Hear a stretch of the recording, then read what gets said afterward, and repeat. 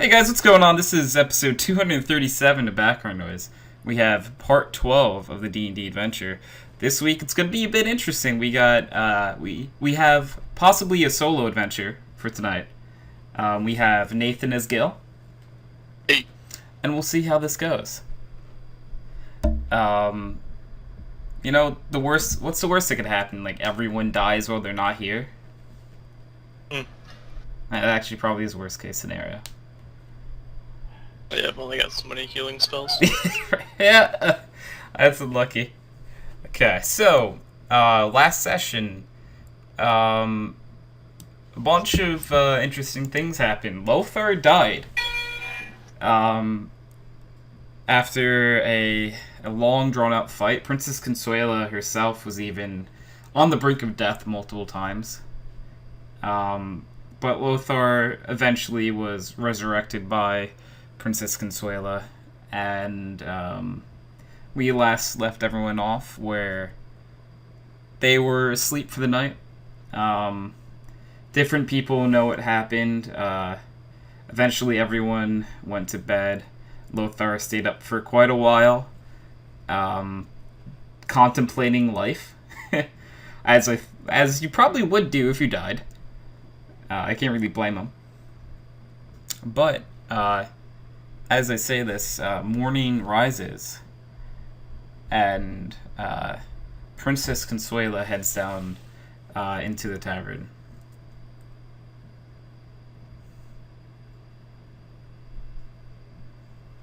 Princess Consuela kind of just is walking around. There's not really anyone up right now. There's the morning bartender, and not much else going on, really. Princess Consuela takes a seat and just kind of sits at the stool, doing her best to try to spin in this stool.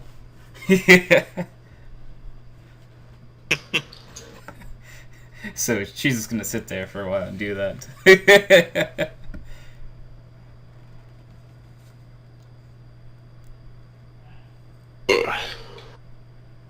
So, it appears everyone else hasn't gotten up yet. Do you choose to get up? Gil would probably be awake, Okay. but laying in a bed. Alright. Still just kind of sallow. Maybe sallow is not the correct word. I get what you mean, though. Sullen or Yeah, because you would have still been shaken from the events of last night, and I'm pretty sure Gil doesn't know that Lothar is alive. No, he doesn't. So that's the thing. I don't think Drindor does either. Drindor wouldn't have known that Lothar was resurrected. Yeah. After a while of sitting downstairs, Princess Consuela goes room to room and sees who wants to get up. She goes in Drindor's room. Drindor, and then Drindor's tail goes up once and then back down. It's like, Drind... She just closes the door and walks away. Alrighty. She goes to the room that's supposed to be Callan's, thinks twice about it, and goes to the next room. She goes to the room that you were sleeping in and knocks on the door. I don't give a response. Okay. Princess Consuela's like, okay. And Princess Consuela goes on to the next door, knocks, and says, Lothar, are you there? And Lothar gives off like a She opens the door and like goes over to Lothar, pokes him, and Lothar is like, I need to sleep. Please, just let me be. Princess Consuela's like, oh, okay. And walks out of the room. Princess Consuela is just kind of now standing in the hallway, like, what do I do? Not sure what's going on. And then Princess Consuela eventually goes to Calnin's room, opens the door begrudgingly, and goes up to Calnin. Hey? Hey? Huh. Calnin doesn't wake up. And she scatters back out. She goes back up to Gil's room again and knocks again. I wonder why that is.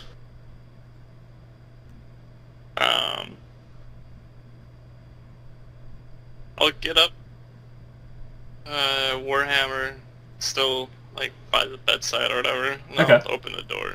But I walk past Consuela down to the bar. Alright. Consuela's like, Gil? I don't stop. She blinks a couple times and just like shrugs her shoulders and just also walks downstairs. When you get downstairs, there's actually a person in the bar other than the bartender. They are talking to the bartender right now. Could you give me a perception check real fast? Sure.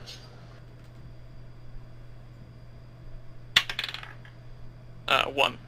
Okay. You don't hear what they're talking Start off about. Yeah, let's start today off at the right pace. You don't hear what they are talking about, but eventually as you get closer, you're within hearing distance, and the guy asks the bartender, "Are these them?" The bartender kind of goes, "Yeah. Yeah, that's them." He walks over to you and Consuela and says, "Hey, you guys have been doing a lot of stuff around here, I've heard. A lot of good. I could use some help. You guys, willing to help a man out?" I give a low, gentle sigh. Without reaching his gaze, I get into a stool at the tavern, the bar, and I ask in my very what's the word? We'll use good because my brain isn't working right now. Dwarven voice. Okay. Which is always consistent. Yeah, there's never any, What do you need help with? He walks over, he gets closer, and he switches from common to gnomish. And says, I can't speak gnomish. You can? No. I thought you, oh, okay. I thought you... I can speak you could. Dwarvish. You're Dwarvish, okay. Fair. Alright, he says something, looks at you and is like, alright, that's not gonna work, is it? And then tries again, and it's like, okay. Let's just test him to see what you know. My friend and I are what I'd call treasure hunters. And there's a place nearby where there's a big score, and we could use some help.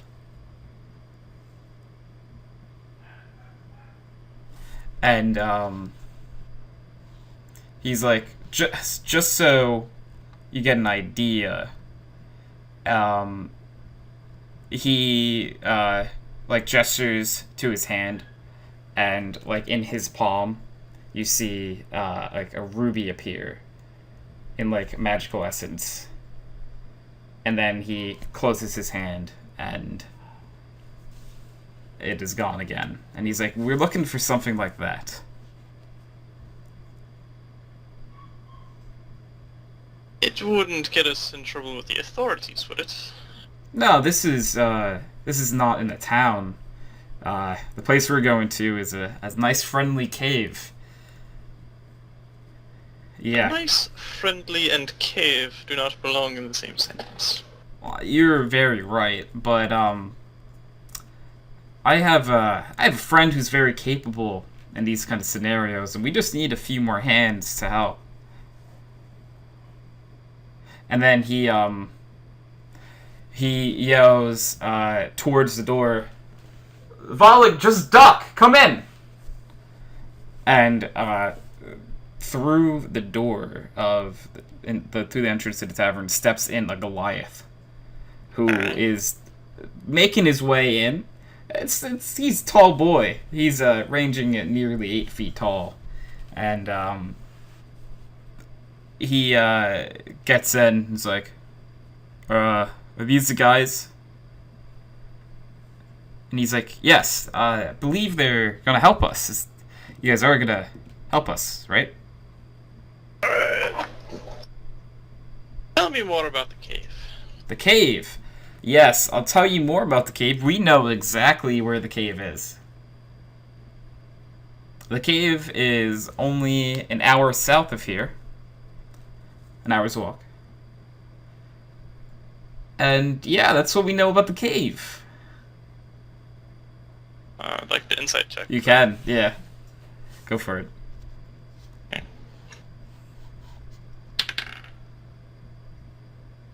14. 14. Like, you could tell in his voice, like, he knows a little bit more about the cave.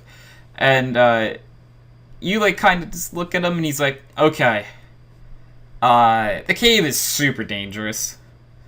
Me, myself, I'm a man of magic. And my friend here, he's a strong boy, but he's only one person.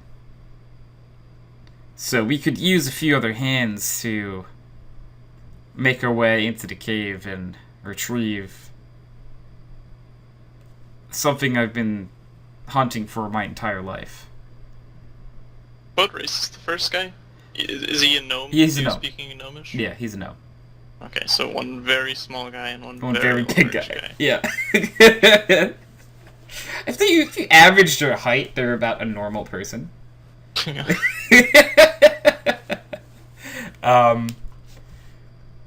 He's like, I am just a man of magic. I mean, I can do cool things here. I can make the sound of a duck. Watch. And he makes a duck noise appear. He's like, cool, right? I can do that. I would like to cast thaumaturgy to create a sound that, like, behind him says, nope. Huh. So you dabble in magic too, I see. That's very interesting. And, he, a floating hand comes towards you and just kind of, like, pats you on the shoulder. And he's like, that was a good one. I'm a fan. Anyone who uses magic's good in my books. I'd like to... which shoulder is the hand on? Your left shoulder. My left shoulder. Yeah. I'd like to take my right hand and grab the hand and cast light on it, if I can. Does it count as an object? Let me see.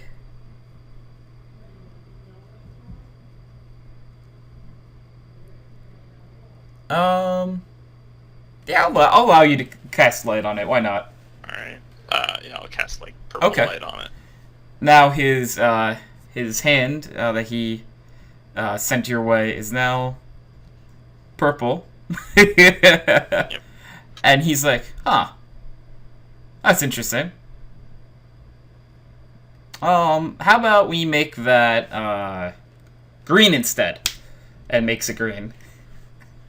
Is it still on my shoulder? Yes. I turn it back to purple. He's like, but green.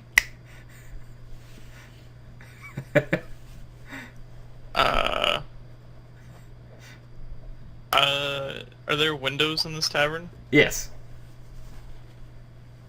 Can I cast thaumaturgy to close all the windows, like slam them Yes, you shut, can. and then, Go for it. Yeah. relight the hand purple. Okay, you do that. It is the loud. All of the windows in unison slam shut, and the hand turns back to purple, and he's like, "Yeah, purple's nice." I'll turn to him. So, what's up with this ruby? This ruby. To be completely honest with you, as a magic user myself, I've heard stories of this ruby my entire life. Apparently, if you cast magic through this ruby, it doubles in strength. Doubles. Yes. Obviously, I don't know the validity of this because I've never held the ruby myself. But it's something that I'm willing to throw my life away for. And how much is this ruby worth to you? To me, it's worth as much as you need. You give me a moment. Okay? I turn to Consuela. So I was just looking at you. I walk back upstairs and grab my warhammer. Okay. The old fake out, and I come back down. I stand next to the stool I was just at. Ask, so when are we going? He goes, how about now? That sounds as good as time. Anytime. Okay. Princess Consuela's like, okay, let's go. I'll be back before the others wake up. Princess Consuela's like, they're gonna sleep for a while, probably. And, you guys begin to head out, and non-D&D related. X-Awoken, thank you for the host with a solid one viewer. I always enjoy being hosted. But you four now start to walk out of the tavern, and the gnome goes over to you and says, by the way, in case you're wondering, my name is Vortor Zanzu. I, obviously, like you know, I'm a man of magic, and love nothing more than to make people either happy with magic or use magic in my escapades. And what's his name? And I point to the Goliath. Or a gesture to the Goliath, pointing's rude. And Vortor goes, you can introduce yourself. He's like, alright, my name is Volig. I help him. I smash things. And he just kind of like nods and then like looks forward again. Princess Kotoya's like, what a lively fella. He reminds me of someone, just bigger. Yep, maybe double the size. Triple. And you guys begin to... He begins to walk along.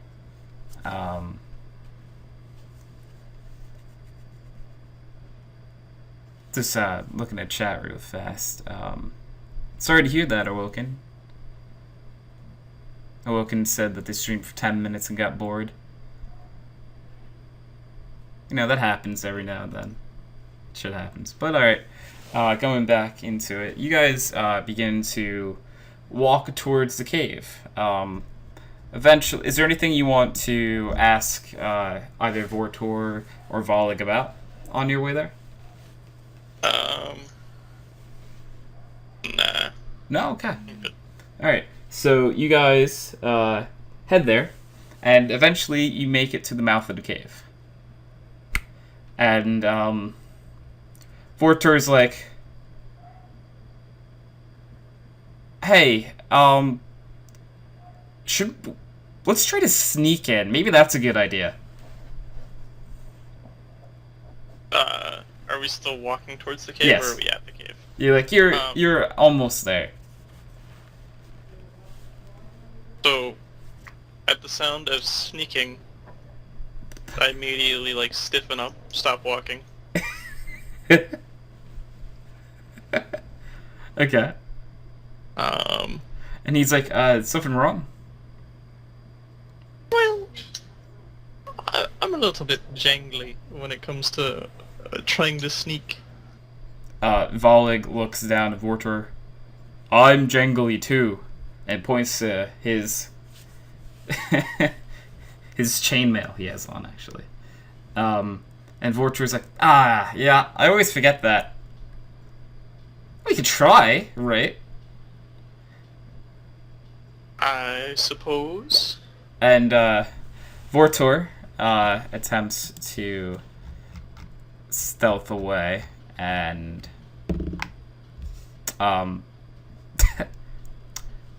he sort of blends in with the shadows and stuff. He's not doing so hot. Volig, on the other hand, yeah, he sticks out like a sore thumb. He's like, I tried to stealth. It didn't really work. I guess I'll try to with my good old disadvantage. Yeah. 15 actually. Oh, that's actually pretty good. Yeah, you are able to stealth too if you'd like. Volig can't. And then let's see what Princess Consuela is able to do. Princess Consuela. He has like +7 to that, doesn't So she? yeah, Princess Consuela gets a 16 on hers. Everyone else except Volig sort of just straight disappear. And Volig's like, I'm not, or whatever. And Volig just goes straight into the cave. Alright. And, you walk into the cave, and you see it, and it does not see you. You see something that's, it's large, and it looks very angry. You may not have ever dealt with one of these yourself, but, Volig is now, like, eyeing up a Minotaur. Oh. And Volig's like, this is exactly what I wanted today. And, gets ready to start fighting the Minotaur. To be fair, the Minotaur does not know that 3 of you were there. The Minotaur only knows that Volig is there as of now.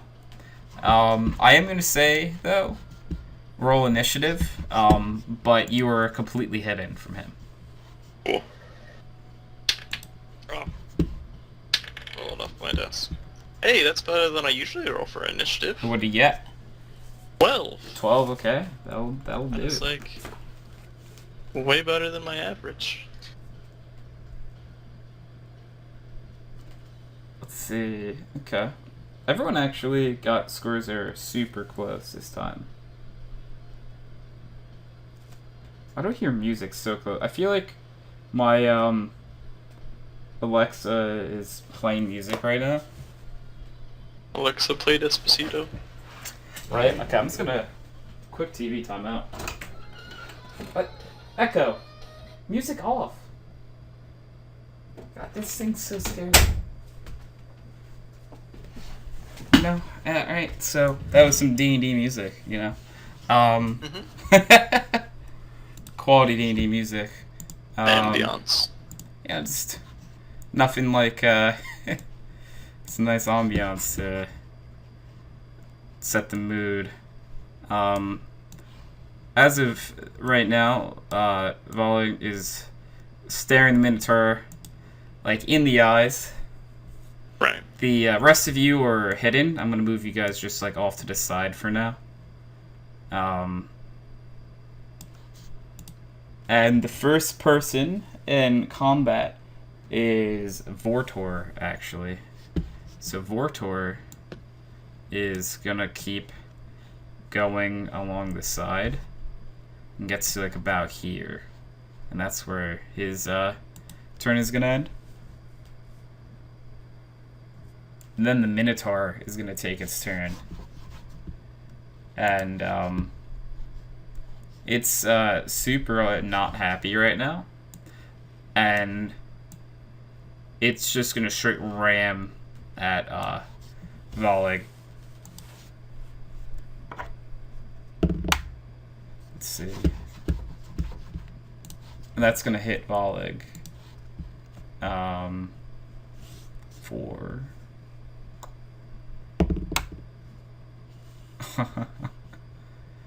that's the wrong die anyway, that's unlucky.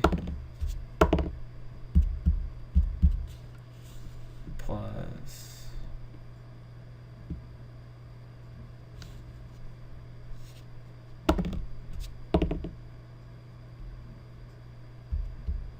okay. He takes 12 points of damage.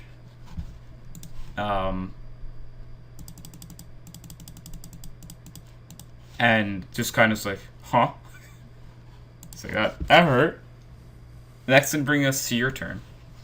Okay, I'm going to cast Guiding Bolt at 2nd level. Okay. Does he need to make a throw? Nah, it's a range spell attack. Okay. Well, that's 14. 14 hits. Really? Yes. Wow. Okay. Well, I need to grab my other d6s, because that's 5d6 radiant. So... Goodness, where did I... Okay, that'll go there.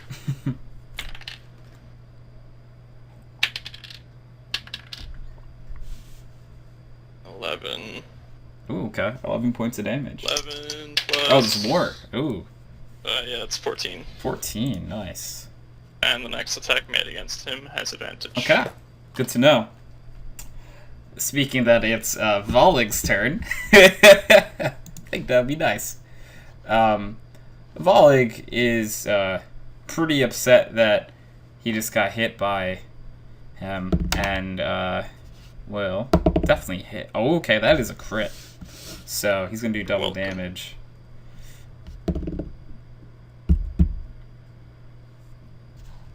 Okay. He does 24 damage. No, Nice. that's not true. He does... No, it's 24. Yeah, it's 24. My bad. Okay. So... Yeah, that's nice.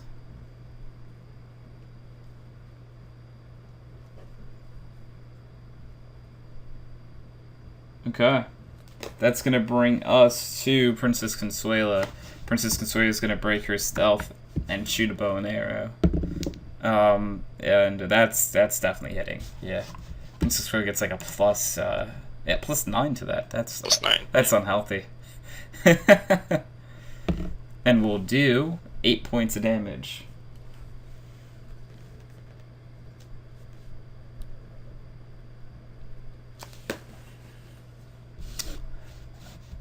That will bring us back to Vortor's turn. And Vortor is going to attempt to cast Tasha's Hideous Laughter on the Minotaur. Does not succeed, but for like a split second, the Minotaur felt like he was gonna laugh and just like, and turns his attention to Vortor. It's like, So now everyone has been seen by the Minotaur. No one is in stealth anymore. That's gonna bring us to the Minotaur's turn. The Minotaur does look at Vortor, but it's gonna stay with Volig right now, and is going to attack. That does hit.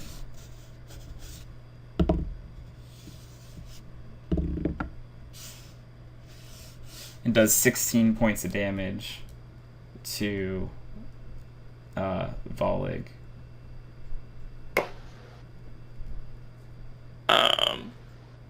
That's good.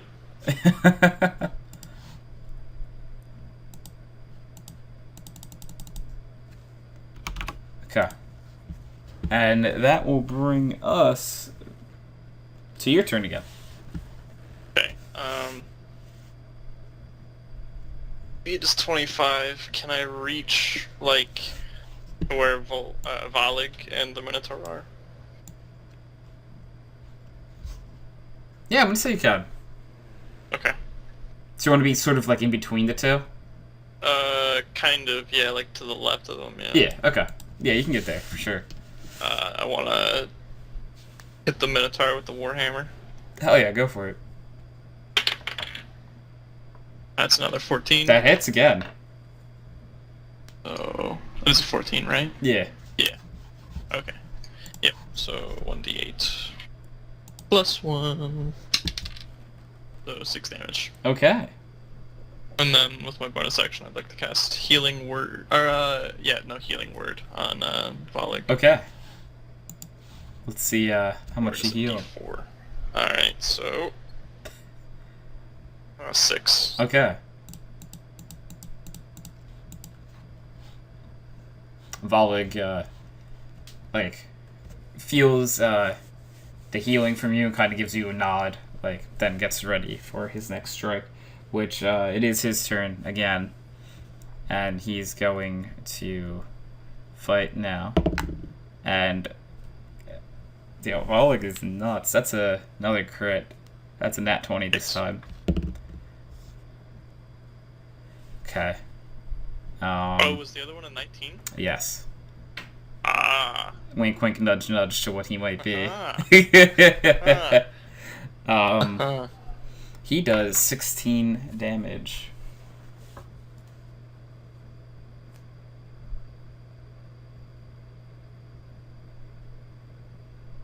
Did I say 16 or 14? 16? 16, okay. Alright, that's going to be his turn, and it brings us to Princess Consuela, who is going to run out this way and try to take a shot for bow and arrow. That definitely hits. And we'll do 7 damage.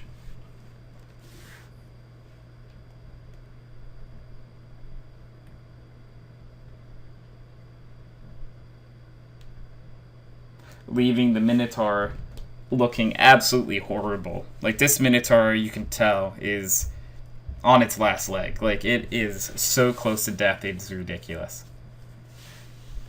Which will bring us to Vortor's turn. And Vortor is going to make a ranged spell attack. Yeah, it's not gonna hit. So, you see this arrow with poison on the tip of it shoot past the Minotaur, but unfortunately miss. And then that's going to bring us to the Minotaur's turn. The Minotaur, very unhappy boy, is going to, this time, try to attack you. And does not, actually. That is a 12 to hit. That's not even close. The Minotaur is so close to death that, like, the swing it gives off it's not half-hearted. It's everything it has left, but you can tell there's like nothing behind this Minotaur left. And that's gonna bring us to your turn. Warhammer again. Go for it. It's 13. 13 does not hit, actually. So this time, do you want to do anything with bonus action or anything?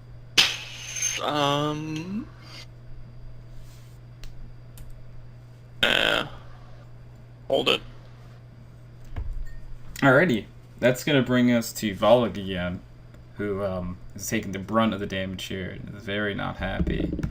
And it will definitely hit the Minotaur and deal 8 damage. And as he does this, he takes his Morning Star and just slams down on the Minotaur's head, and then on impact, the Minotaur just collapses, like, instantly dead. And then after that, Volig, knowing the Minotaur's dead, just kind of goes like, I can't wait to fight something easier. It's like, Vortor's like, I think, do you mean harder? He's like, yes. Okay. And Vortor's like, well, I think we should just keep going to the cave. What's the worst that could happen? Before we start heading out, I want to cast Cure Wounds on Valik. Okay. Like, just the first level. Sounds good. D8. D8, there's the D8. It's another 6. Okay. Volig will take every point of health he can get. Okay. And it's like, Vortor's like, what? What could be in the next room, you know? Like, it's all good. And, well, it's like not really a room. It's more just farther into a cave. Hey, you get what I mean. And Vortor and Volig start heading towards the next room. I'll follow. Okay, and Princess Katsuya goes in as well. And as you walk in, you guys all get towards where you could... Do you have dark vision? You have dark vision, right? I do. Okay, so you definitely see this. In the middle of the room is a sleeping owlbear. Oh boy. And you guys need to figure out how you're gonna do this. My spider senses go off. Yeah. Immediately you're like, uh-oh. Yeah, that's bad news. Bad news bears. Vortor's like, okay, that could be a problem. I have a few things that could handle it. I think it needs to be awake first, though. Alright. It's like, who wants to wake it up? Anyone? You know what? I'll go do it. Okay. It is asleep right now. Yep. I want to try to sneak up to it. Okay. Give me a self check. I know you have a disadvantage, but... Hey, it was 8 both times. Okay. And as you're walking up, the owlbear stays asleep. Good old perception check. I gave him perception at disadvantage since he was sleeping. I feel like that makes sense. Oh, okay. Alright. I see that. And he got a 4 the first one, so I'm like, I just want to roll this again to see if it's a 1. It wasn't a 1, but... yeah, so you make it all the way up to the owlbear. I would like to walk up to where its head is. Okay. And at first level, just smack it over the head with inflict wounds. Okay. Is that a spell attack? Melee. Melee. Attack, Okay. yeah. So, would it be advantage because he's like prone or a sneak attack or whatever? I'll give you advantage for sure. He's prone and asleep, so it's not like he can dodge. Okay. Oh, it's so close. It's a 19. Hold on. Roll again. Okay. So one of those was a 19 plus 6, which is 25, Okay. and one of those was a 1. Okay, well, it's advantage, so he got the 25. Thank God it's not the 1. Yeah. Imagine if you had to take the 1. Oh, like, you Jesus. swing, it, like, rolls over and it's sleep, and then rolls back over onto your weapon. It's like, oh, no. No, but yeah, roll me some damage on that. 18. Okay. Necrotic. Nice. Alright, you hit it for 18. Yep. And on that, the owlbear wakes up and sees you and starts moving forward towards you. Roll initiative. Alrighty. Glad I got that one out of the way. Yeah, right. To get another one. Are you serious? Yeah. Oh no. What's your initiative? My initiative 0. Okay, so it's a 1. I don't have a dex modifier. Okay. It's. I don't want to say that I felt like this was gonna happen, but on this round, metadata, the owlbear got a natural 20. Princess Consuela plus bonus has got a 15. Vortor got a 4. Vale got a 3. But both of theirs were 1s as well. But yeah. Vortor has a +3 and Vale has a +2 to initiative. Yeah, I'm like, oh, this is not going to be a fun round. Alright, fortunately or unfortunately, the owlbear will go first after being hit. And the owlbear is going to attack. And that is the first hit is only a 13 to hit. That's not going to hit. But he takes his second attack, and that is a 21 to hit. So the second one will hit. We're going to use the slightly larger than average shield to half the damage. Okay. Once per day.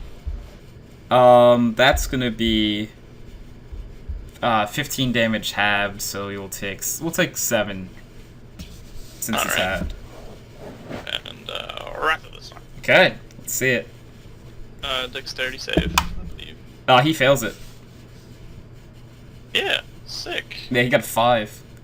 That's 2D. Technically a 6, but that's still not enough. That's 11 damage. Okay. This owlbear is getting kind of fucked up. Yeah, a little bit. Yeah. Owlbear, not a happy owlbear. But after the owlbear's turn is Princess Consuela. Princess Consuela is just gonna rattle off a bow, and the bow shoots over the owlbear somehow. Misses. And then Vortor is like, alright, now let's see. And it's like, this will be funny to you. And the owlbear says no.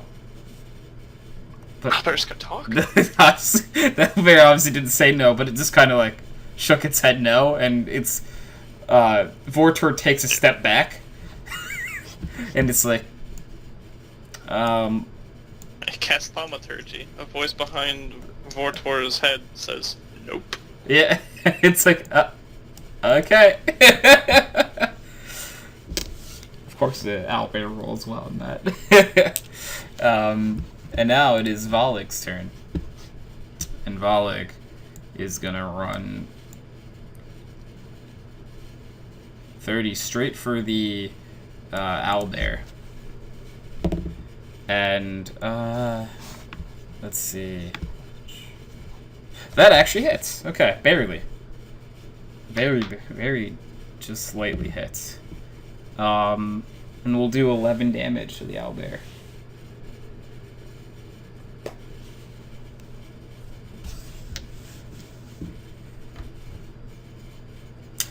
That will bring us to your turn. Okay. As I open a vanilla Coke. Nice. I'm just gonna go for Warhammer attack on the owlbear. Alright. 18. Yeah, that definitely hits. Sick.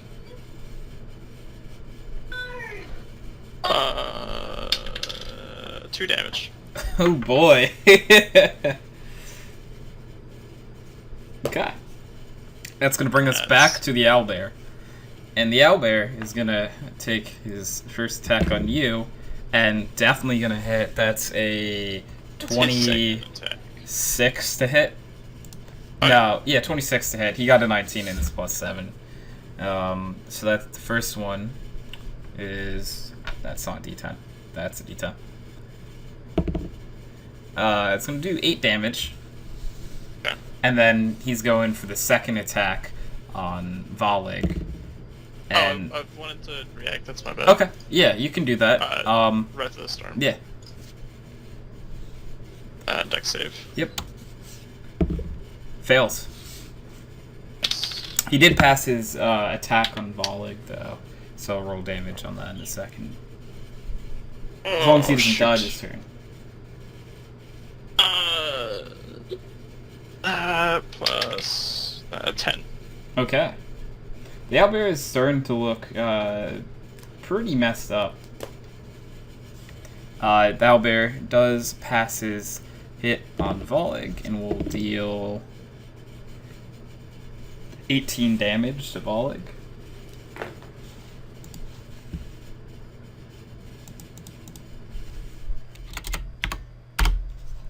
And that will be the owlbear's turn, bringing us to Princess Consuela, who is going to take another shot of bow and arrow, and somehow misses again. With a plus, let me double check. Yeah, just barely. That's insane. Okay. Vortor is now going to take his next turn, and he is going to try another acid arrow. That hits. Okay. So that's gonna be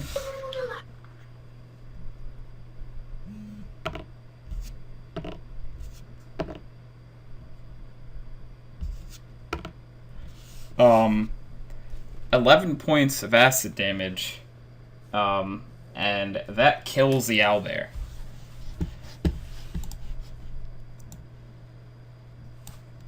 And with that, the owlbear, taking a little bit of damage from poison, falls to its death.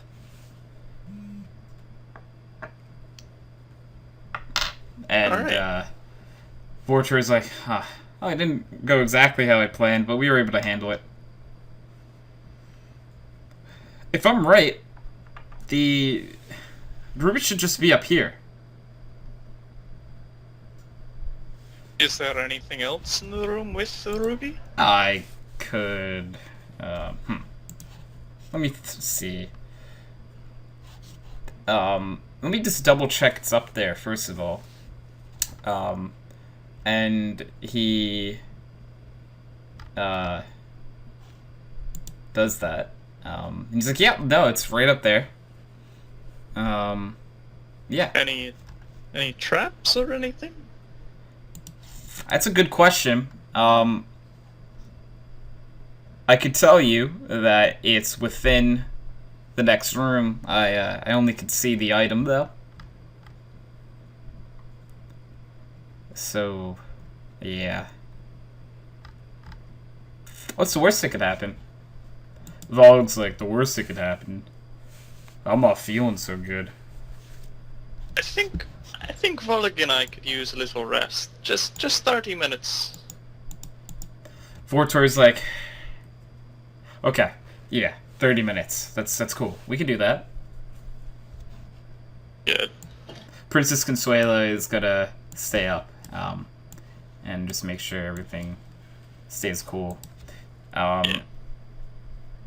And you take a 30-minute rest, and then you guys break up, and yeah, Volig is gonna use his hit die. Alright, I'm gonna use 2 of my dice.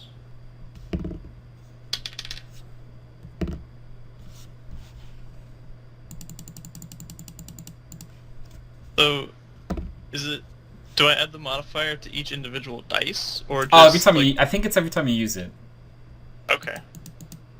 So, since I rolled 2 dice, Yeah, you would add like modifier twice? yeah. Okay. That's pretty good. 13.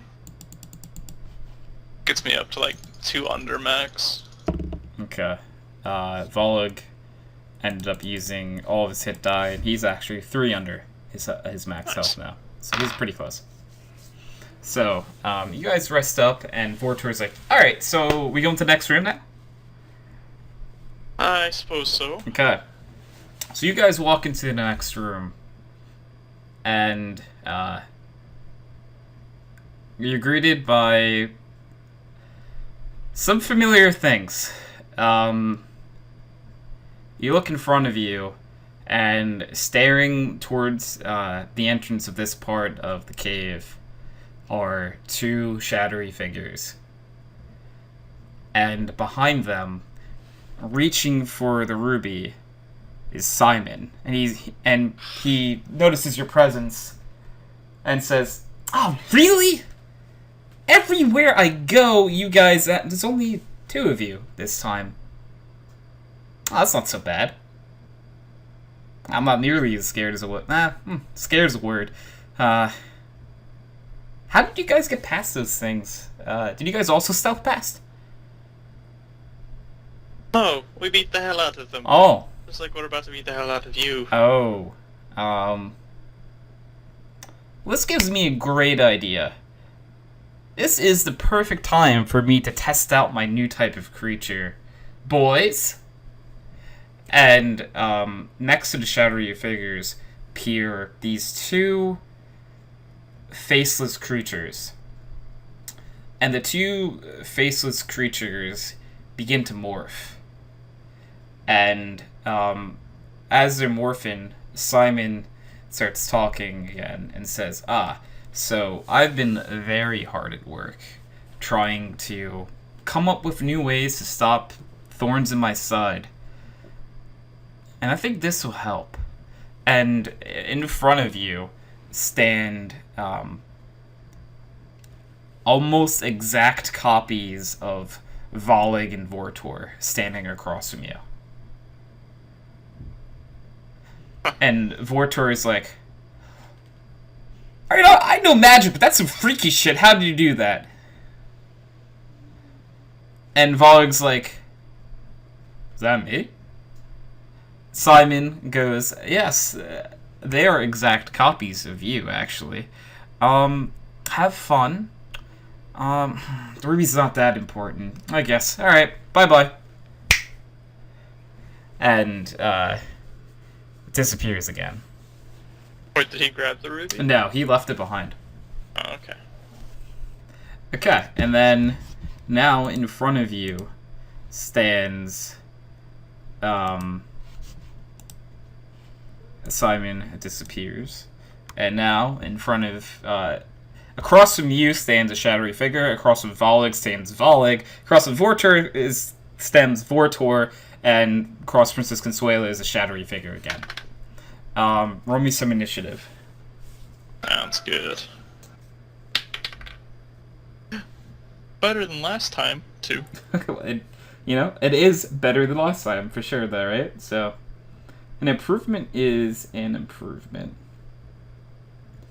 Whether, you want to admit it or not.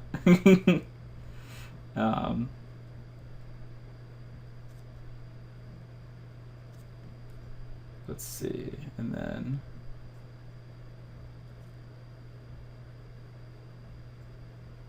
Okay. The first combatant is going to be Shadowy Figure 1, who is going to make his way up to you, and he is going to attack. That's actually a 20 exactly to hit. Wow. That is 6 points of damage. I need you to make a Constitution saving throw. You said 6 points? Yes. Okay. Constitution saving throw. Stop rolling off my desk. 14. Alright, you're good. Nothing happens. You feel something come over you, but you just shrug it off pretty easily. I want to react with Wrath of the Storm. Let's go. Let's do it. Dex save. That is a 13. I don't know if that beats it. DC is 14. So it does not beat it. I beat it. Ooh, that's an 8 Okay. plus 7, 15. Almost max damage. Okay, 15. That's nice. Okay, he takes 15 points of damage on that. Now, taking his turn is the Volley across from Volley. That could get really confusing. And he is going to attack Volley. And Volley is going to hit Volley. And Volley deals 16 points to Volley.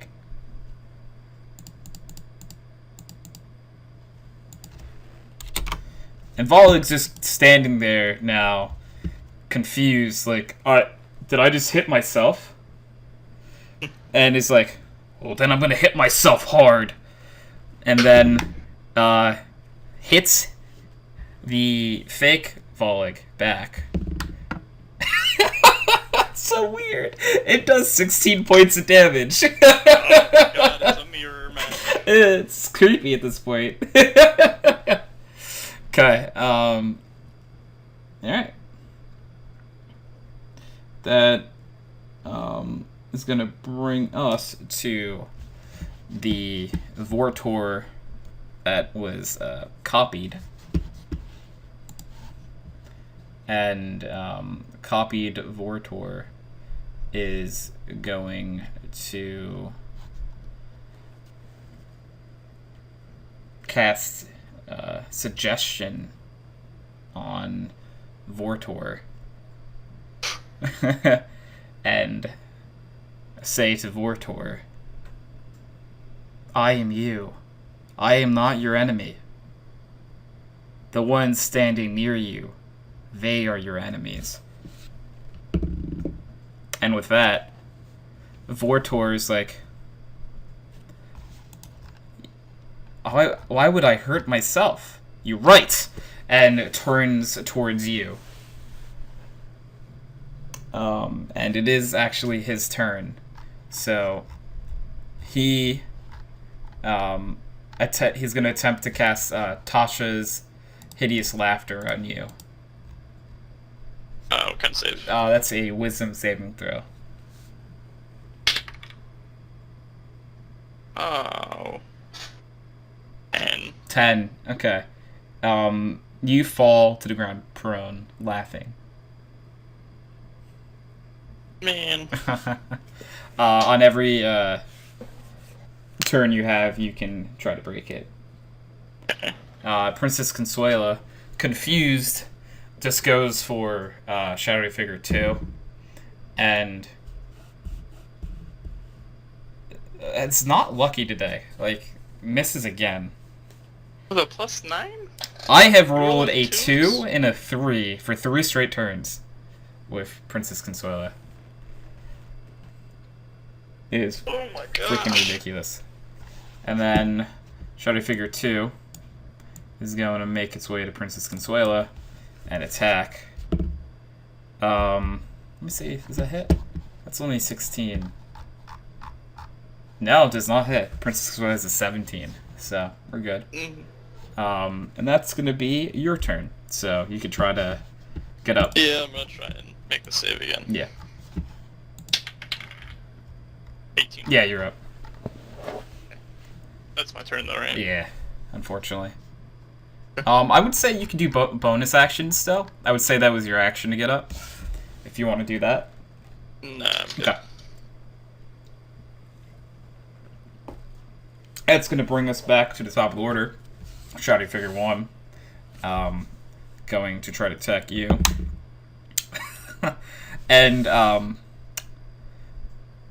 accidentally, I don't know what happened, but accidentally hits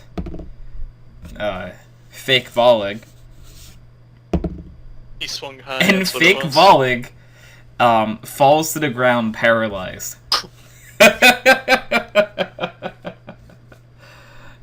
It's funny. Okay. Swung high. Yep, very high. Tried to hit the 4-foot dwarf, hit the 8-foot Goliath. You know, gotta hate when that happens. And then, this, Vortor, gets in line with you and is going to try to shoot an acid arrow at you.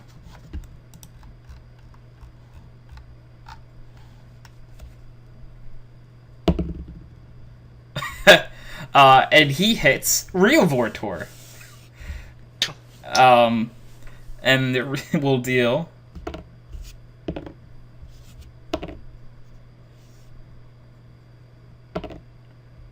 Wow, that's deals 6 points in acid damage to real Vortor. And with that, real Vortor's like, what the hell? Wait. I would hurt me! And takes his turn, and, is starting to realize he doesn't have many, spells left, and he's like, well, I can do this, and tries to cast Tasha's Hideous Laughter on the fake Vortor, which fake Vortor now falls to the ground, prone, laughing. Nice. And that will mean that this is fake. Volog Cerny's going to try to get up, and does not. And now real Volig is going to attack fake Volig with advantage. Believe it or not, does not hit. Because, let me just double check that. Yeah. It's weird when you're attacking yourself. Bringing us to Princess Consuela, who switches weapons and will try to attack with her dagger. This is the glowing one, isn't it? It is. With the glowing dagger, she gets advantage against shadowy figures. Ooh, okay. And got a natural 20. There we go. And rolled max fucking damage on the dagger. So that's it's a natural 20, so it's double to 8 plus her 5. So that's 13 damage to a shadowy figure in front of her. With the dagger. Yeah. 13 damage daggers, that's a lot of damage. That's a lot. Yeah. Without being a rogue too, that's crazy. Yeah. That's just nuts. Which brings us to the shadowy figure's turn in front of Princess Consuela. And it's going to try to strike Princess Consuela back, and does not. Something about that dagger really threw it off. Okay. And that's going to bring us to your turn. Okay.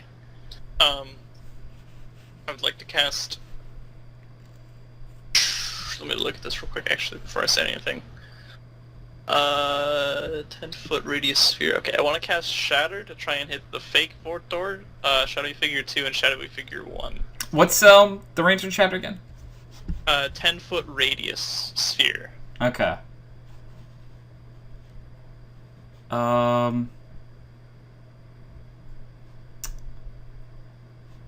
Yeah, know what? Fuck it. I'll say it can do all 3. Why not? And while that's happening, I want to use a bonus action to cast Healing Word on the Volig to my left. Okay. The one closest to you. in line with me. Yeah. So, as the shatter's coming down, I whisper, "Boom," and that gives him 5 health. So that's the healing word. And they all have to make throws, Constitution right? saving throws. Fake Vortor will get a 3. Shadow Figure 1 will get an 13. Okay. Shadow Figure 2 gets a 8. They all fail. Because it's a 14, right? That's amazing. Yep. And I'm also going to channel Divinity Destructive Wrath. Okay. So instead of rolling, they just take max damage, right? Yeah. Which is 24. 24. Okay. Both shadowy figures are dead. And fake Vortor will take how much? 24? 24, yeah. Oof. Fake Vortor is looking absolutely horrible.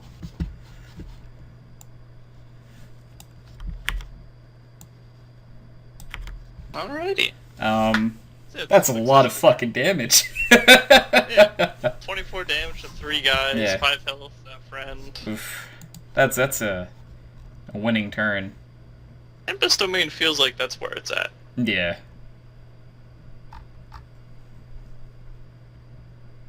He goes, Fake Vortor is up. And, it's like,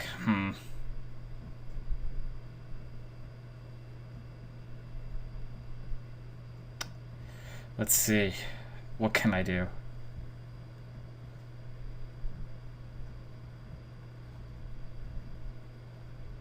Okay, and Vortor, Fake Vortor, casts Mirror Image, and 3 duplicates of himself appear around him, and he's like, they all in unison say, I might be near death, but you have to figure out which one's the real one. My eyes go super wide.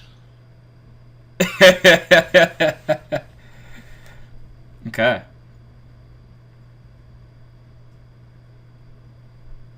That's gonna be Fake Vortor's turn. That's gonna be real Vortor up, and he's like, oh, that is something I can do. That's pretty fun. Okay. I'm gonna kill me. That doesn't sound right. And he attempts to run at, actually, one of the mirror images and misses. Or it could have been the real one. Who knows? But that also means in front of you, standing together, are now 5 Vortors. Wait. That's too many? Yeah, that... Well, it's 3 duplicate and 2. Yeah. It's just... Yeah, they're all standing there together now. And it's... probably could be very confusing. And now, Fake Volag is going to try to stand up again. He does it this time, but that is his turn, so he's not going to do anything else. Real Volag is going to attack. And let me double check him. That has to hit. Yeah, it hits. Okay. He will attack himself, dealing 12 damage to himself. But not himself.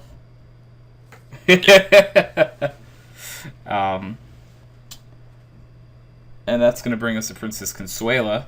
But Princess Consuela is staring at 5 Vortors right now, and is trying to figure out which one is which.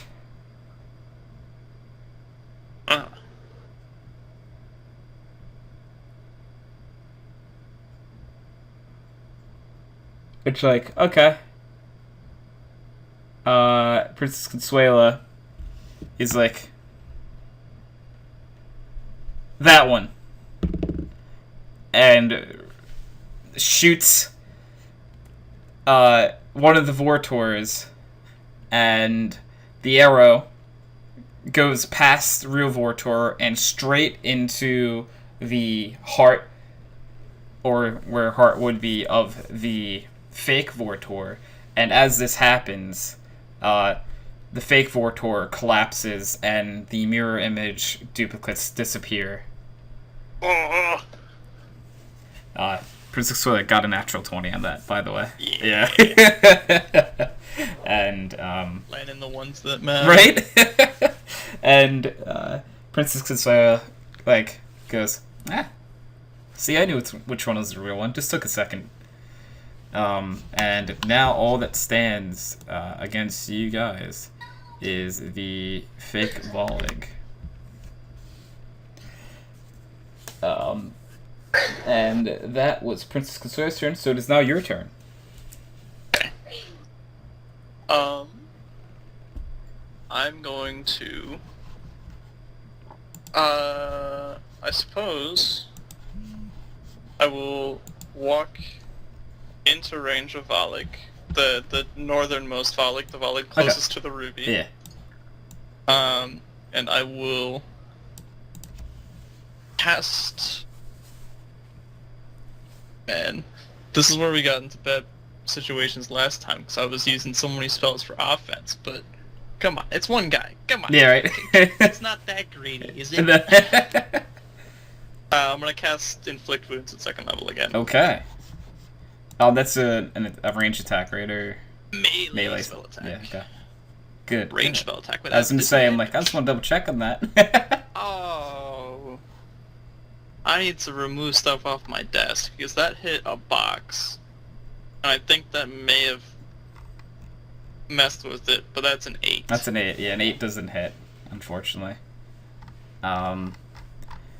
You go for it, and fake Volek is all the skilled fighter that real Volek is, and kind of just moves out of the way.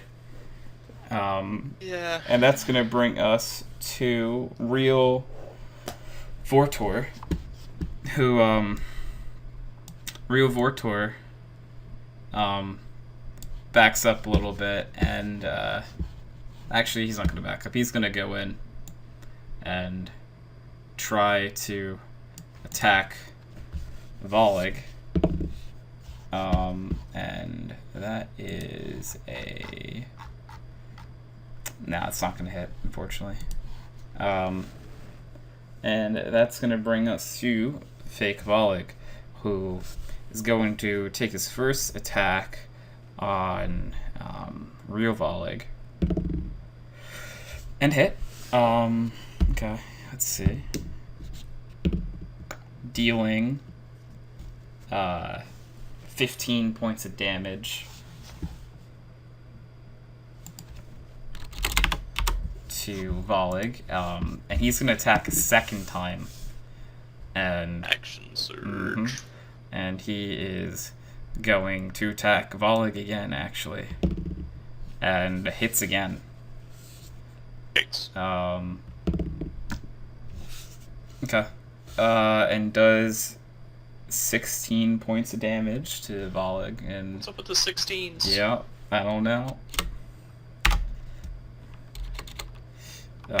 And real Volek is starting to look pretty shaky.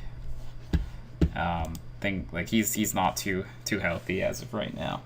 But that's gonna bring us to real Volek, and real Volek is pissed, and he's gonna attack a first time and hit. I would like to rage. Right. Front class. He hits him for 13 on the first one. Action surge. Yeah, he's attacking again, like he just did. And does... Nobody hits me twice except for me. Yeah, right? And he does 14 more damage.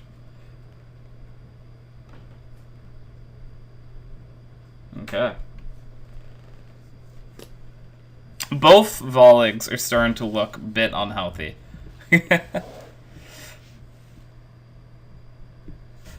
That's good. And that's gonna... sort of. Yeah, it's... at least it's not, you know, could be worse. Yeah. Princess Consuela is gonna run up to Volek, the real one, and use Princess's Touch and heal Volek for... Let's see. Let me just double check what I put that as. Okay, yeah. Heals for 9. Bringing him back up to a solid 11 points of health. And that's gonna be your turn. Well, all I've got is a, actually, what I could do... AC's probably decently high. He doesn't have a shield, right? No. No, Volek's a fighter, but he attacks with both hands. Right. So he's got chainmail on. Yes. And I know the AC of chainmail. Okay. But I also know he has like a dexterity modifier of 2. Oh, but fighters have proficiency in dex, don't they? Or strength and constitution, or strength and dex. I don't know. I'm just gonna hit him with the war. Go for it. Yeah. That's a 1. A natural 1. Yeah. You hit the wrong ball leg. Oh no. Do I have to Yeah. roll damage? Yes, you do. Oh. Oh, that's 3 damage. All right. He Volk's more offended at this point because he's like, "I'm the good one."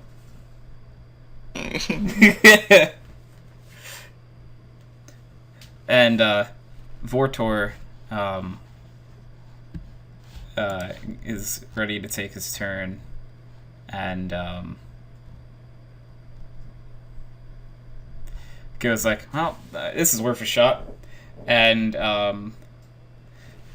tries to touch Fake Volig, and is just out of reach. Fake Volig like shimmies to the side, and you could see like a little bit of electricity and Vortor's hand, and it disperses with missing. And that's going to bring us to Fake Volig, who is going to attack Real Volig because there can only be one. And he does hit. That is an 18 to hit. Let's see. Which Volig's turn is this? This is Fake. Fake. Yikes. Why did I roll a d20 again? The world may never know. And that actually will knock Real Volig unconscious. Dealing 8 damage when he had 8 HP left. Oh. Oh. And that's gonna be it's Real Volig's turn, so he Sacred takes a throw, and he passes the first one. I should have cast Sacred Flame. There's no spell attack or anything on that. It's just a dex save. Oh man. Now it's Princess Consuela's turn, and Princess Consuela's like, "I'll get to you later," and tries to run around with her dagger out and is going to try to attack this Volig. And let me check, but I'm pretty sure it doesn't hit. No, that's only a 15. No, it's actually a 13. Math is hard sometimes. Plus 7. Yeah. It was a 6 plus 7, so yeah. Yeah. That's going to bring us to your turn. Okay. I'm gonna cast Sacred Flame on Fake Volig this time. Dexter? It's a dex save. Yeah. Let's see. He got here. Oh no! Fuck! He got an 8. An 8. Yep. Nice. That's not gonna pass. With his +2 modifier and the proficiency from being a fighter, that would only bring it up to 12. Oh boy. Even if. Yep. So he takes a D8 of radiant damage. If I could not throw my dice off my desk. Oh, where'd it go? That's no good. Wow. Okay. Please stand by. That went far. Went underneath my desk. Oh goodness. And for the attack, he's gonna use Fake Volig is gonna be using a fun Goliath ability called Stone's Endurance. Okay. It still attacks in all lanes, but he gets to attempt to reduce the damage. Okay. Well, whatever you got, he reduces it by 8. Plus his Constitution, actually, so by 11. Well, what's 2 minus 11? Okay. All right. It was only a D8. Yeah. Well, he thought it was important. So that is unless you want to do something for like a bonus action. I don't have any. Nope. Yeah, I'm good. All right. It's gonna bring us to Real Vortor. And Real Vortor is like, I am not much help. I'm gonna go start going towards the ruby. And that provokes a reactionary attack that isn't. It's gonna hit. Yeah. And takes 11 points of damage for doing so. As he's walking away, he's like, ow, ow, ow. And that's his turn. And is now Fake Volig's turn. And he is going to attack Princess Consuela. And that is a 17. What does she have? 17. Okay. And that is a... What? That only does 9 points, so Princess Consuela hasn't taken like any damage this battle, so...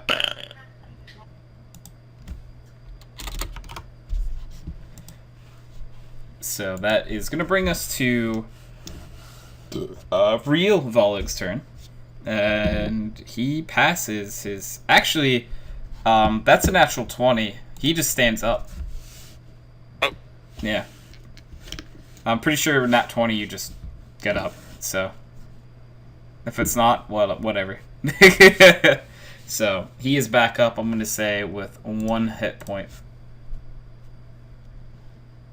Actually, no, he's just unconscious, isn't he? He's just not dying anymore. That's how it works, right? Yeah, I think he like stabilizes. Yeah, he's not dying anymore. Which is nice. Yeah. That brings us to Princess Consuela's turn, who is like, ow. And will get a... that's gonna hit. That is Volig's AC exactly. With the dagger, and we'll do max damage with the dagger, dealing 9 points of damage. Yeah.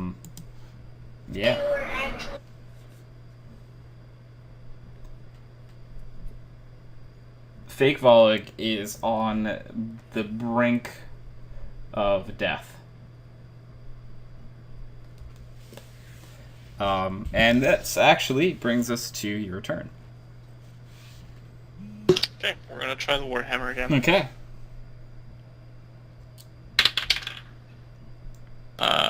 21. Yeah, that hits. Alright. 7 damage. How do you want to do this? After missing the first attack, I make sure to, kinda scoot over just the slightest bit, and, take the Warhammer, and, the hilt in my right hand, kinda holding the blunt part in my left hand, and I, kind of, skip it up a bit with the left hand and catch it again, and then, I skip it up again, but this time I grab the upper part of the hilt with the left hand and just slam it straight down. Okay, and as you do this, the fake Volig falls and immediately disperses. Crumbles. Yeah, crumbles.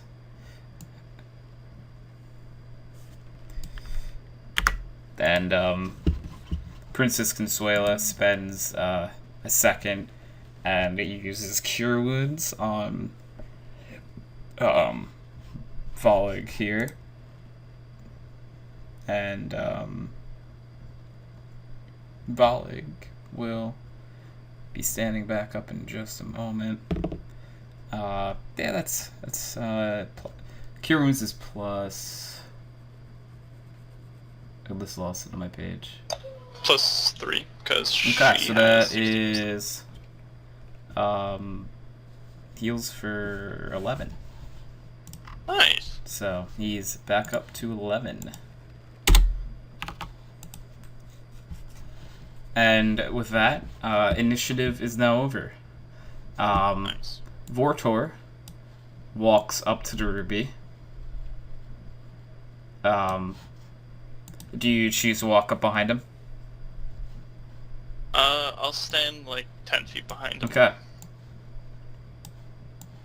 Can I check for any traps actually? Okay.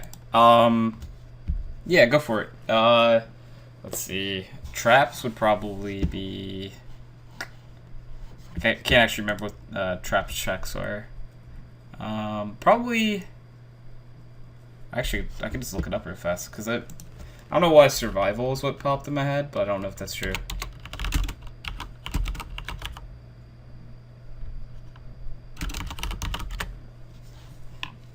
Let's see. Let me just check this out real fast, because...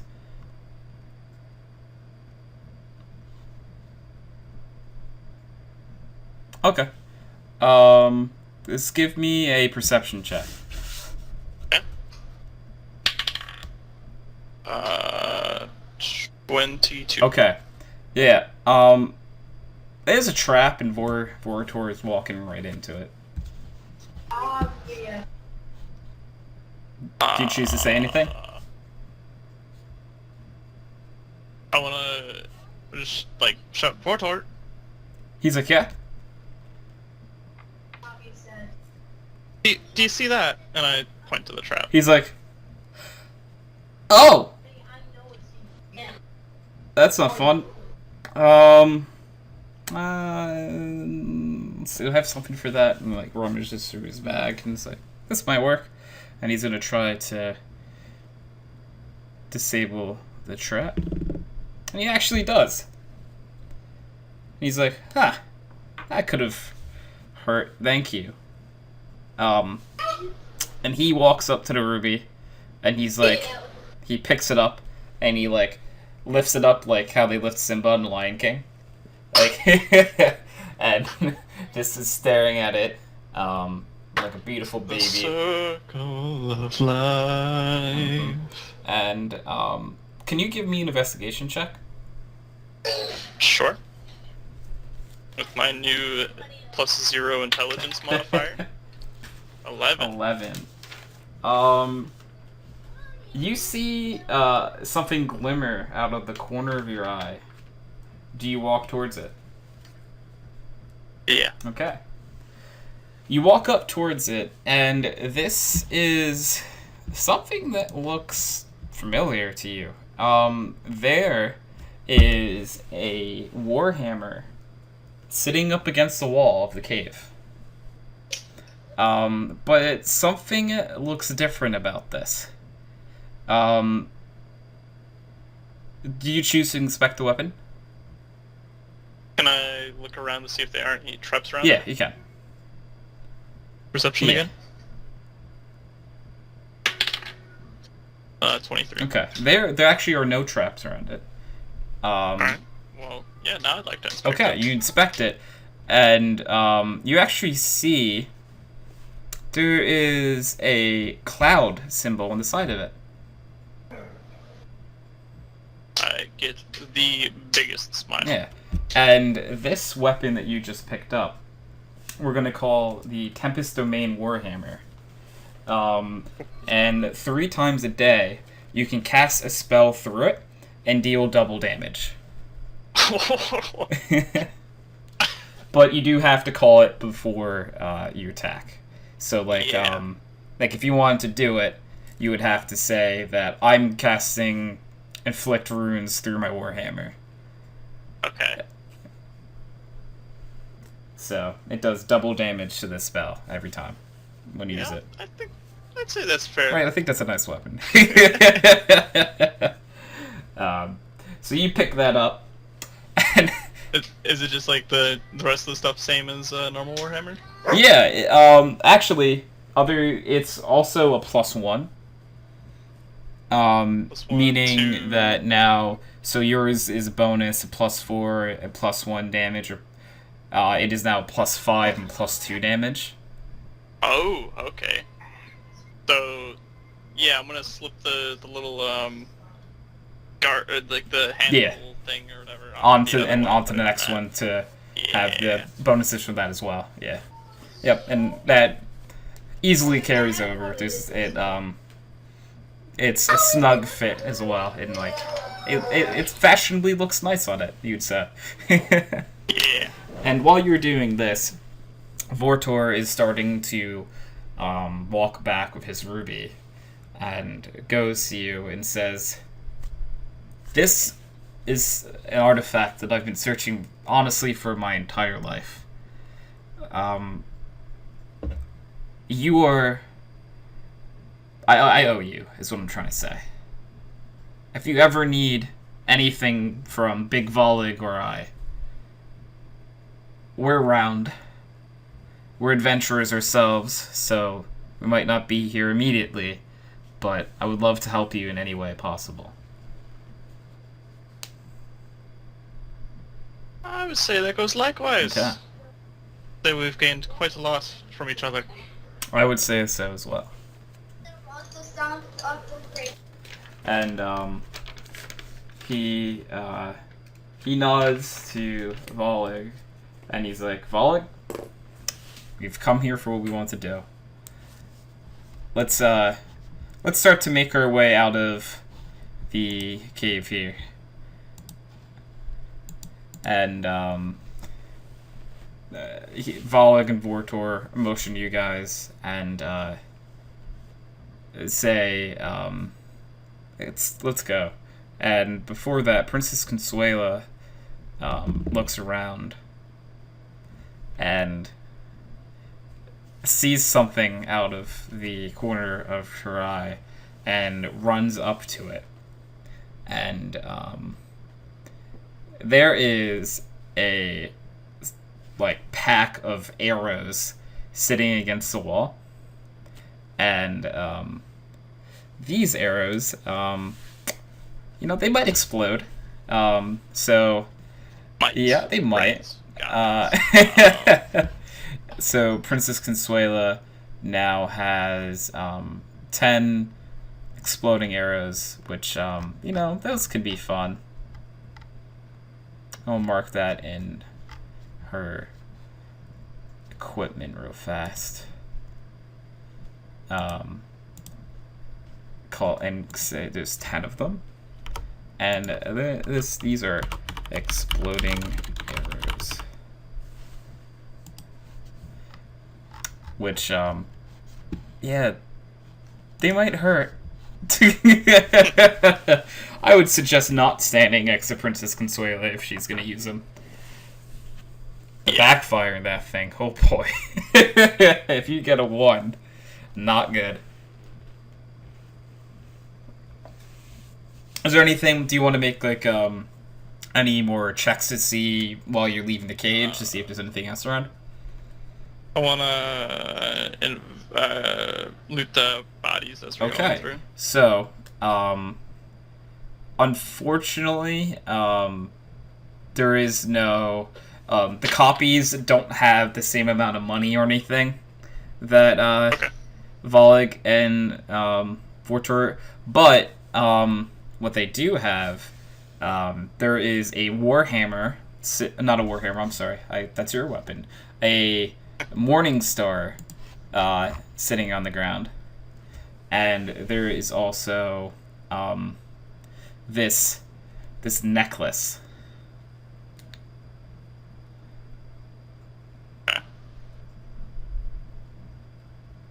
Do you want to take either?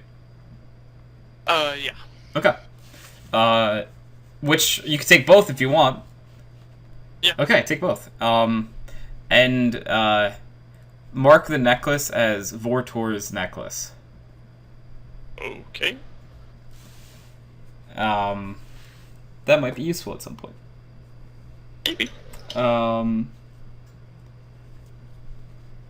then the Morning Star. Yeah, the Morning Star, it's a normal Morning Star. Alright. I'm pretty sure it's versatile, like when you use it both hands, does 1d12. Okay. So that is a strong weapon.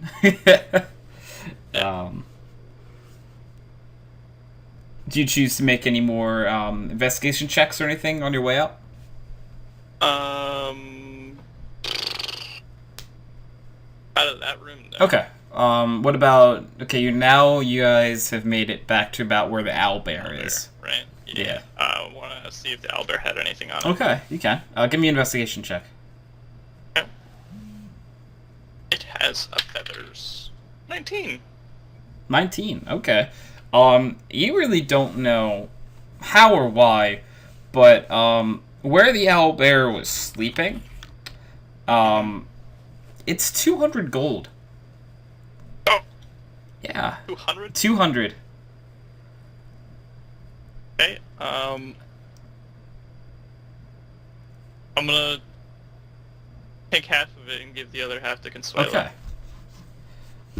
Consuelo is like, ooh, thank you. And, graciously takes the 100 gold pieces to add to, Alright. her inventory. You, make your way up into where the Minotaur was. Uh-huh. I'd like to check the body as well. Okay. You see a great axe on the Minotaur. And give me an investigation check. Okay. Stop. Stop!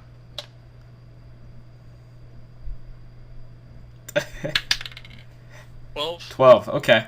You don't really see anything else, but for some odd reason, you can't stop staring at the Minotaur's horns, and think to yourself for a split second that, you know, those could be weapons.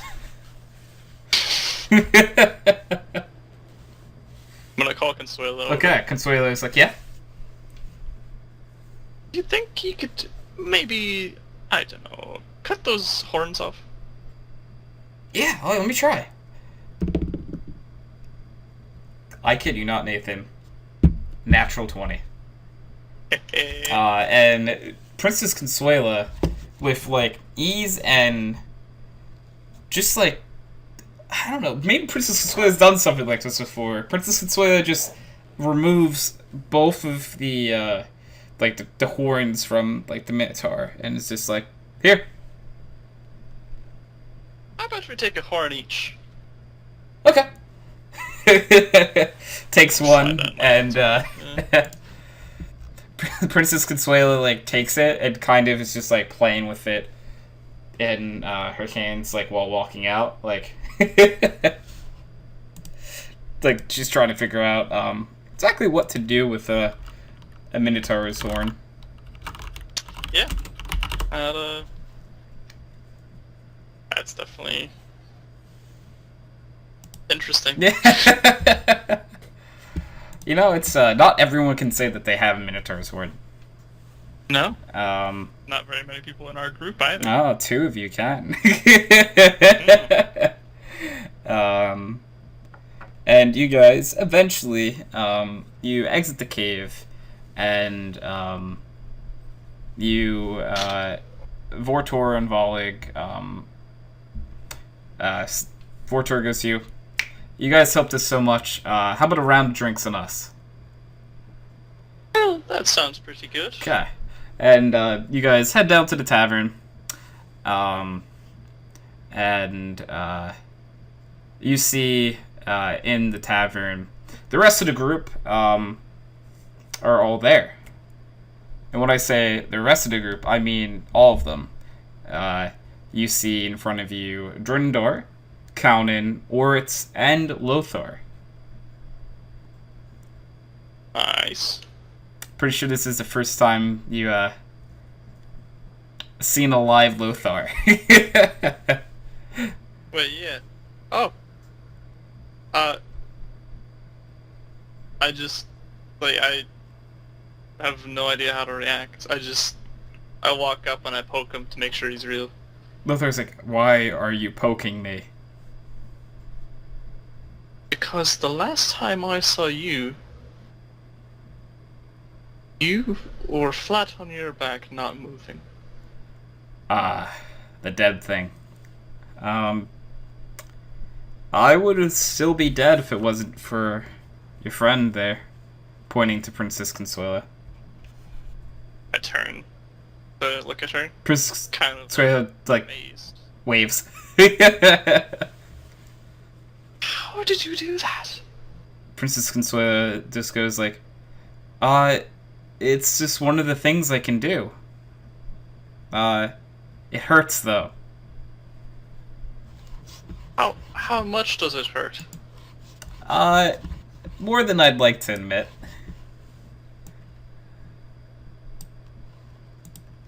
Oh, okay. And, Feels like yeah, it... just so utterly just like not of this world right now. Yeah.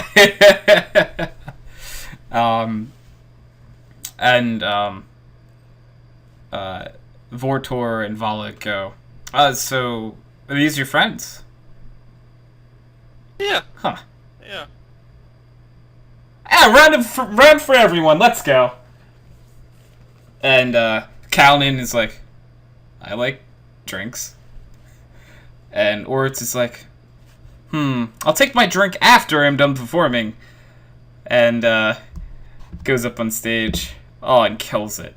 Like, the music is beautiful. Like, it's just what you need on a day that you fought a bunch of hard things. You countered Simon again. You now see that Lothar is alive and well. It's hard to exactly pinpoint what kind of music this is, but it's the music you need. It's very soothing. And All right. It's been a while. You guys are gone basically the entire day. And everyone sort of like takes their drink and like shove it down. Or it's still on stage playing. But Kalnin's like, it's already late again.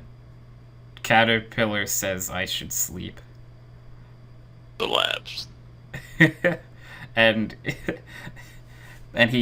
Kalnin goes back up to his room. And Jondra's like, yeah, I haven't been angry at all today, which is nice. I'm gonna end the day like that. And he's gonna go upstairs to his room. Princess Consuela sits down at the bar, and asks the bartender for a mango juice. Bartender like cocks her head at Consuela's like, you really don't drink alcohol, do you? Consuela's like, huh, what? Okay. And gives her a thing of mango juice. And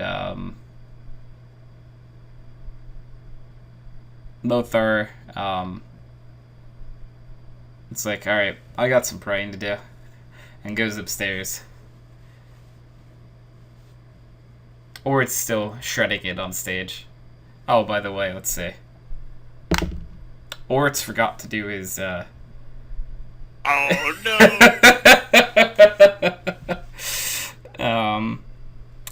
And while playing, or it starts to get really itchy.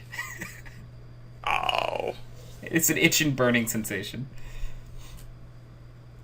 I kind of walk over and whisper into his ear, like, "Hey, take your medicine." You can, yeah.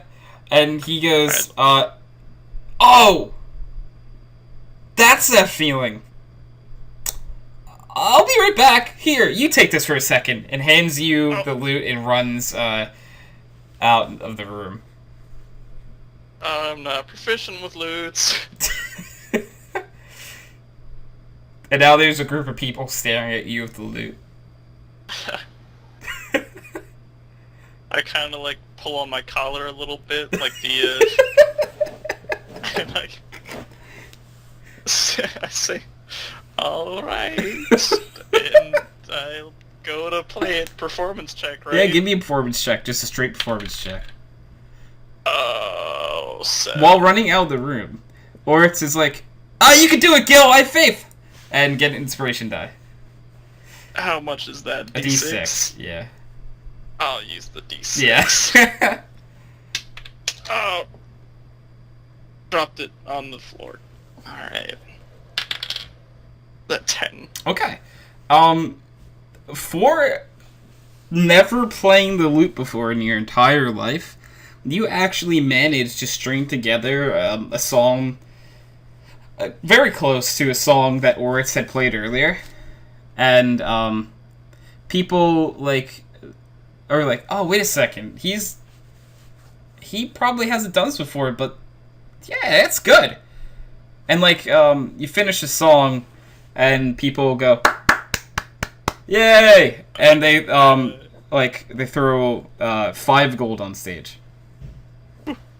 I take a small bow and pick up the gold. Yeah.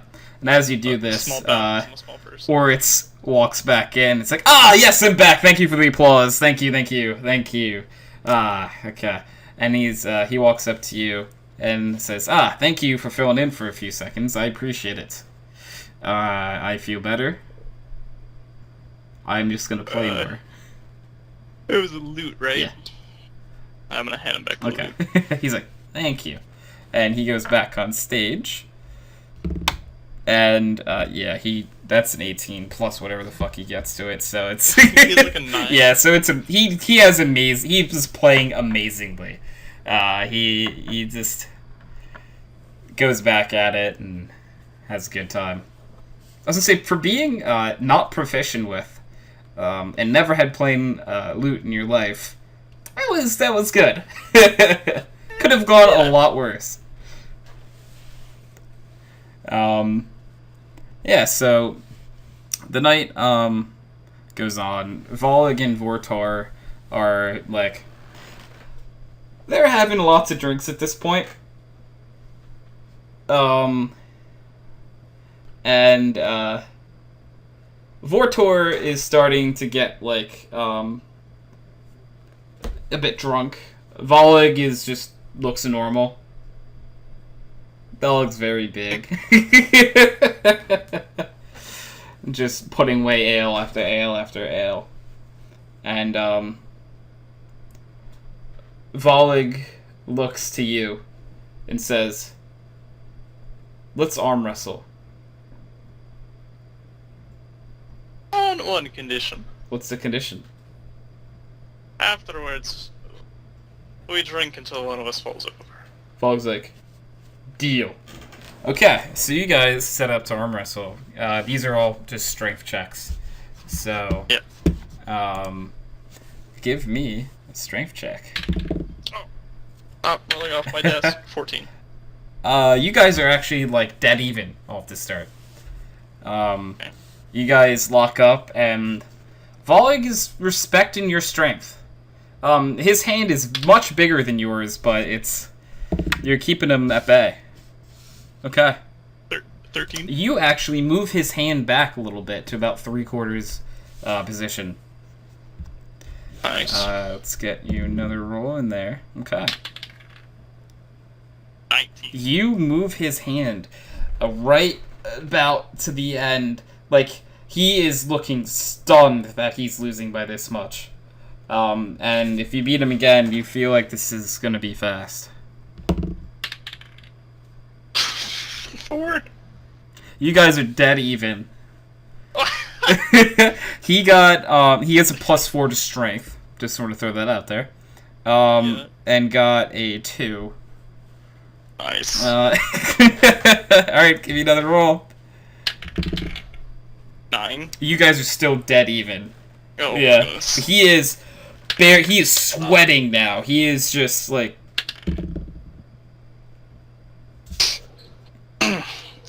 Natural 20. And with this, you slam his hand down, and he's like, he looks at his hand, looks at you. He's like, I think you broke it.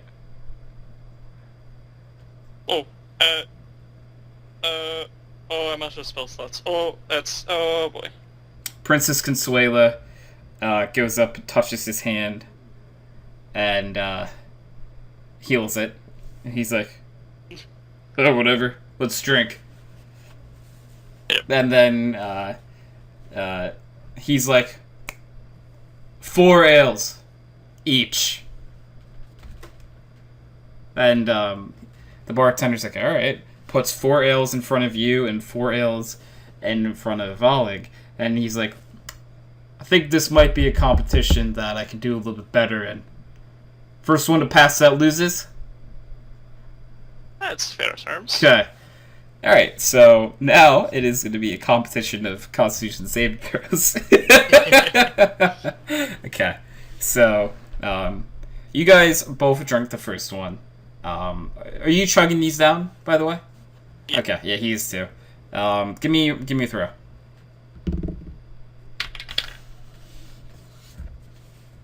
Uh, 10. Okay, you guys both get through the first one. It's like you're a dwarf. Like you're gonna, 1 ale isn't gonna knock you off your ass. Like, you guys both slam, and you guys start the second one. You both finish it about the same time, and you both slam the cups down and give me another throw. Really? That's a natural one. Natural one. This one's starting to get to you.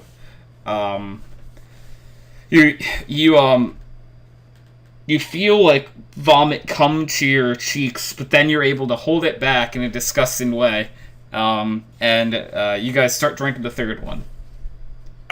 Before I get the third one going, I grab it and I look him dead in the eyes and I go, "Are you good? I'm good. Are you good?" He's like, "I'm great," and he slams down the next one. Ooh, 23. Okay, and now you look over at him, and his cheeks go puff out, and then he swallows it back, and looks over at you. You good? Because I'm good.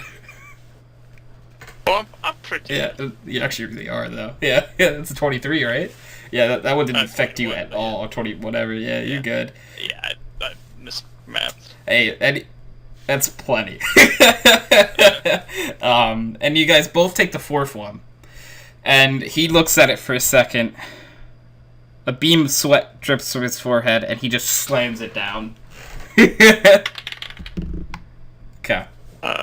19. Yeah, he gets an 18 and puts it down. He's like, oh, alright, I think I'm good.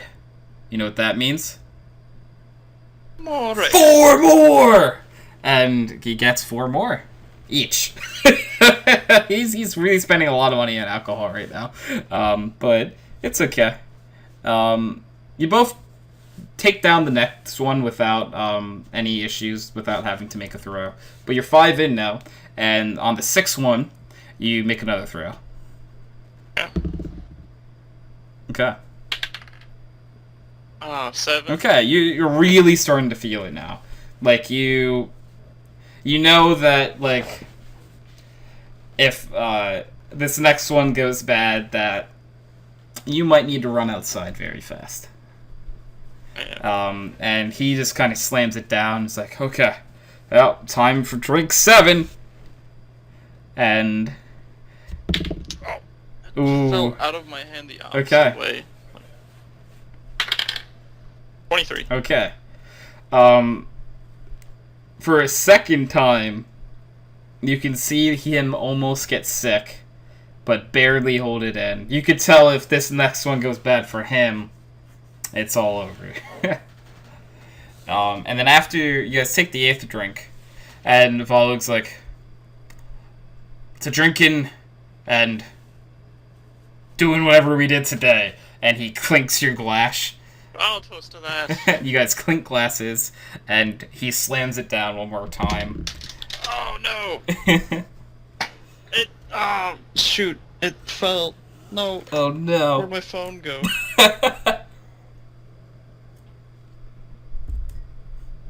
Where did I put my phone? That's unlucky. Oh, that's very unlucky. I need the flashlight. So you guys just went a lot slower with this drink. Screw it.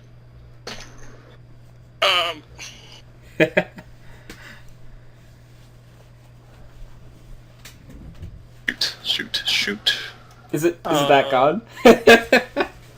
Kind of. Okay. We're gonna roll a d20 through a virtual 12. Okay, 12.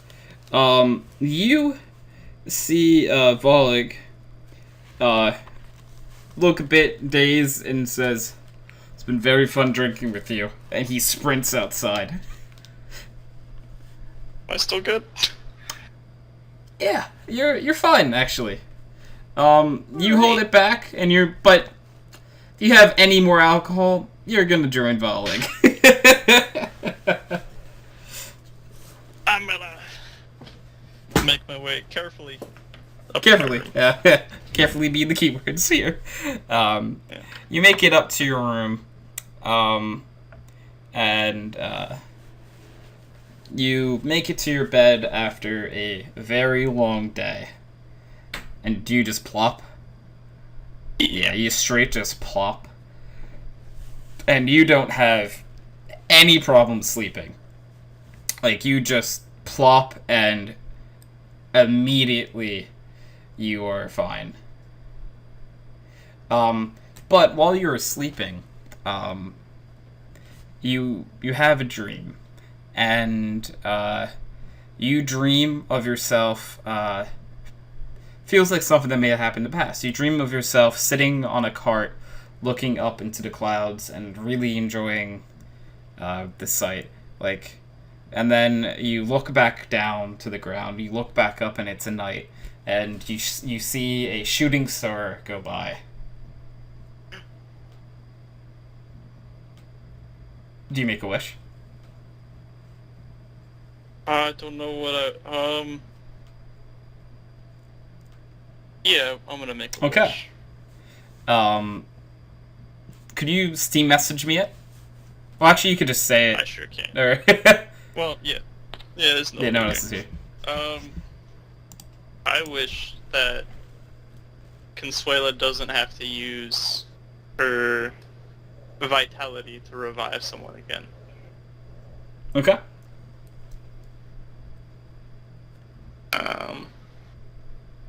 So I imagine Gil being like a little kid almost when it comes to clouds and like stars and stuff. Yeah. He like sees the star, he gasps, and then he closes his eyes really tight and he brings his arms up to his chest. And he's just all giddy. Yeah, that's awesome.